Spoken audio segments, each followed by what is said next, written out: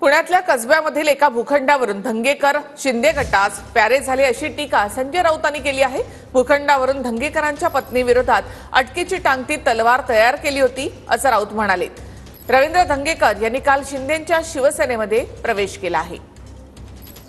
मतदारसंघात गणेश पेठेतील जागा आहे, ती प्रतिभा रवींद्र धंगेकर आणि इतर पार्टनर यांच्या नावावर आहे। त्या जागेची किंमत साधारण 60 कोटी रुपये असं म्हणतात। ही जी जागा आहे ही वक्फ बोर्डाची असं सांगून काही मुस्लिमांना हाताशी धरून त्यांच्या विरुद्ध भाजपचे लोक कोर्टात गेले।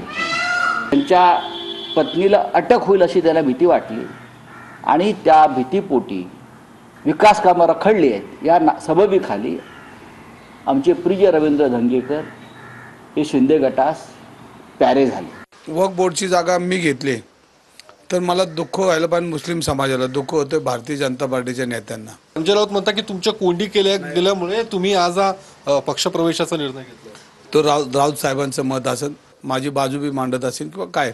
माझ्या पत्नीला अटक करण्याचा प्रयत्न यांनी भरपूर वेळेला केला।